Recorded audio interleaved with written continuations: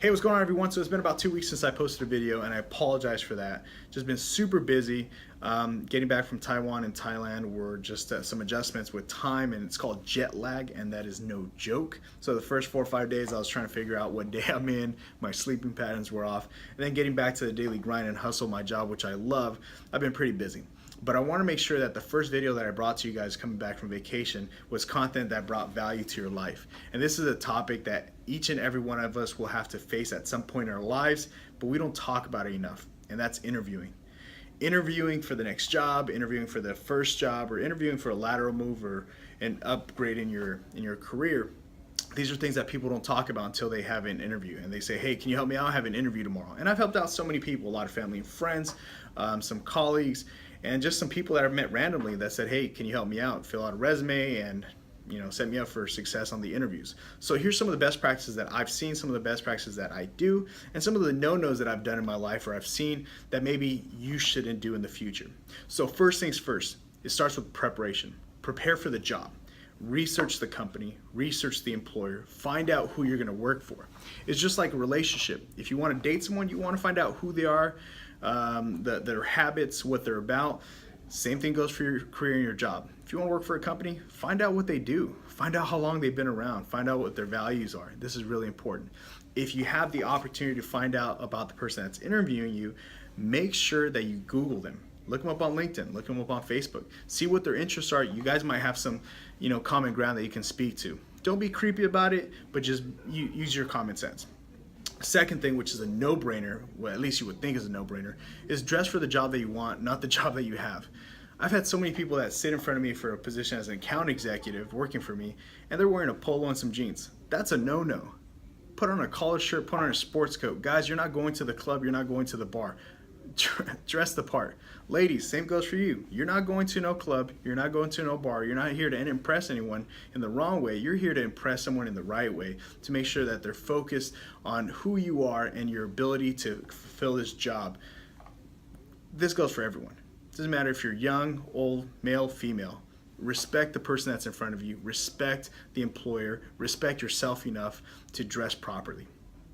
And the third thing that I want to talk to you guys about is making sure that you guys have a proper mindset. And this goes along with phase number one, which is preparation. If you prepare for the job and you do your due diligence to find out what the job is about, you're going to feel more confident. And the employer or the person sitting in front of you is going to be able to read that. It's a mindset, guys. If you start thinking that you deserve this job and you act on it by preparing, it's going to show all over your face. It's going to show all over the way you carry yourself, by the way you present yourself, and the chance of you getting the job are much, much higher. The fourth thing I want to talk to you about is make sure that you bring all the tools with you. What are the tools? Bring a notepad or a folio. I like to bring a nice leather folio with me so I can take down notes and so I can also have my resume. It's important to have multiple resumes, or some of you have pamphlets. I have a small little pamphlet that I present with 2 or 3 pages with maybe a 90-day plan or a 6-month plan along with my resume. Don't just walk into an office and say, well, I uploaded it to the HR site. That's not good enough. It is not my job to investigate your information that you put on the computer. That's a no-no. Make sure that you come prepared. Have multiple. Why? Because there's times there's something called a panel interview where there's 3 or 4 people sitting in front of you asking you questions, and you don't want to just pull one out and say, hey, can you guys all share it and look at it? No. Have enough for at least 5 people. Be prepared. Not only that, bring any documentation for any accolades that you received, any awards. If you say you're the best forklift driver in the world, make sure that you bring those awards or you bring those documentation to support what you're saying. Or if you need to bring stuff like this, these kind of awards, hey, I'm all for it. I've had people pull out a briefcase with tons of awards, and I like that. It's, hey, this guy's actually worked his butt off. He's done some really good work, or she's done some really good work, and here's the proof. Not everyone has a YouTube channel like I do, or not everyone has a LinkedIn where they put their information on there that people can call them out. I said I finished number 2 in the country last year, which is absolute facts. People can pull it up and call me on it. But again, not everyone has that ability to have a channel or a LinkedIn where that information is on there. So bring that information to your next interview. That's really, really important. The more prepared you are, the better off you'll be. And the last thing it's really important for you to do is ask questions. You don't know how frustrating it is that we sit there for 30 minutes, maybe an hour, and I tell a person, hey, do you have any questions for me? No, I think you've answered them all. Even if I have answered them all, ask some questions. I want to hear some of your concerns. Ask me, hey, so what are some of the struggles that you see in some people that are failing in your company? Or what do you expect from your employee or from your salesperson or whatever it is? Ask the questions. One of the most difficult things to do is ask if you have the job. Did I get it? There's different ways of doing it. One of the best ways is just being honest and being humble about it and saying, look, this is difficult for me to ask, but what are the chances of me having this job?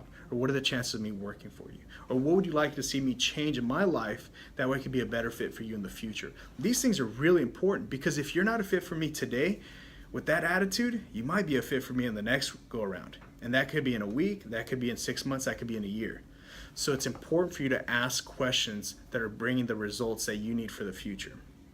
So some of these things you might say, man, you already knew this. This is redundant. I've heard it a million times. But believe it or not, a lot of you out there don't even know this.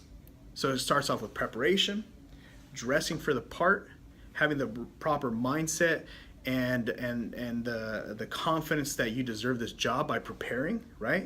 And then going into your fourth step of being prepared with your documentation, any resumes, any accolades that you've received, the awards and whatnot. And then the last thing, again, like I said, is make sure to ask those questions. You follow these steps and you have a higher rate of getting the job. It's not a guarantee, but it's better off than what you're probably going with to begin with.